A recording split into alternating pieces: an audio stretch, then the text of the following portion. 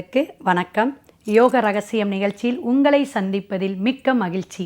ஓம் பூச்சியாய ராகவேந்திராய சத்திய தர்ம ரதாயச பஜத்தாம் கல்ப விருஷாய நமதாம் காமதேனுவே. ஸ்ரீ ராகவேந்திரருடைய பொற்பாதம் தொட்டு வணங்கி குரு வாழ்க குருவே துணை. மிக சிறப்பான நன்னாளாக உங்கள் எல்லாருக்கும் அமையட்டும். 26ஆம் தேதி மே மாதம் செவ்வாய்க்கிழமை, வைகாசி 12ஆம் தேதி தசமி திதியில் இன்றைக்கி இருக்குங்க. தசமி அப்படின்னா 10ன்னு அர்த்தம். அப்போ நம்மளுடைய விஷயங்கள் எல்லாமே 10 அப்படிங்கும்போது இந்த 10 பொருத்தம் பார்ப்பாங்க திருமணத்தில். அதில் தின பொருத்தம், கன பொருத்தம், இதுபோல் வரிசையாக வந்தால் இதில் முக்கியமானது யோனி பொருத்தமும் மாங்கல்ய பாக்கியத்தை கொடுக்கக்கூடிய ரஜ்ஜு தட்டக்கூடாதும்பாங்க.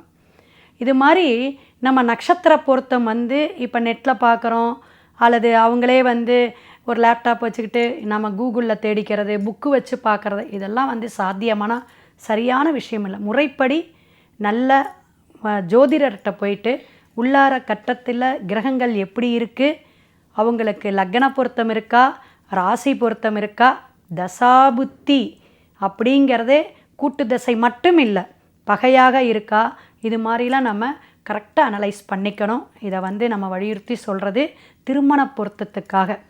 ஸோ இதெல்லாம் இல்லாதனால தான் நமக்கு சில யோகங்கள் கிடைக்கல.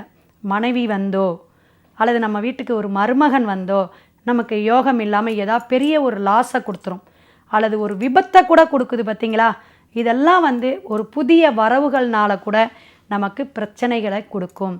ஒரு மனுஷன் தன்னோட முயற்சியில் தன் காலில் நின்று பெரிய ஆளாகணும், இது ஒரு விஷயம். அது நம்மளுடைய கர்மவினை. அல்லது திருமணமாகி கணவனோ மனைவியோ நமக்கு தம்பதியரால் வாழக்கூடிய அமைப்புக்கு வரும்பொழுதாவது நம்மளுடைய வாழ்க்கையில் ஒரு திருப்பம் இருக்கணும். இது ரெண்டுமே இல்லை, ரெண்டு பேர்த்துக்குமே கர்மவினை சரியில்லை அப்படின்னா நம்மளுடைய பெற்ற பிள்ளைகளால் ஒரு யோகத்தை வரணும். இதெல்லாம் நமக்கு சாஸ்திர சம்பிரதாயப்படி நம்மளுடைய ஜாதகத்தை வச்சு கண்டிப்பாக ஜெயிக்க முடியும். நம்மளுடைய இறைவன், நம்மளுடைய குலதெய்வம் அனுக்கிரகம் இருந்தால்.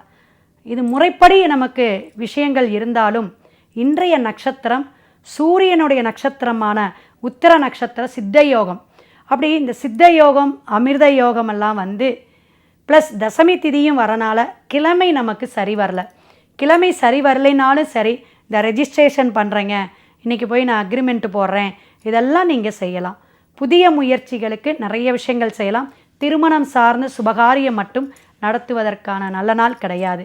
அப்போ நீங்கள் தொழில் சார்ந்த விஷயமெல்லாம் இன்றைக்கி முயற்சி பண்ணும்போது ரொம்ப நல்லாயிருக்கும். முருகனுடைய வழிபாட்டை இன்றைக்கி எடுத்துக்குங்க, ரொம்ப அற்புதமாக இருக்கும். உத்தர நட்சத்திரம் பிறந்தவங்க சூரியனுடைய நட்சத்திரம் உடைபட்ட நட்சத்திரம்பாங்க. அதாவது சிம்மத்திலையும் இருக்கும் முதல் பாதம், மற்ற 3 பாதமும் கன்னியில் இருக்கக்கூடிய அமைப்பு. சூரியனுடைய அப்பாவுடைய விஷயங்கள் தலை தோங்கி இருக்கிறதுக்கு கண்டிப்பாக சூரியன் நல்ல நிலையில் இருந்தால் கண்டிப்பாக சிறப்பாக இருப்பாங்க. சிவாய நம. திருச்சிற்றம்பலம்.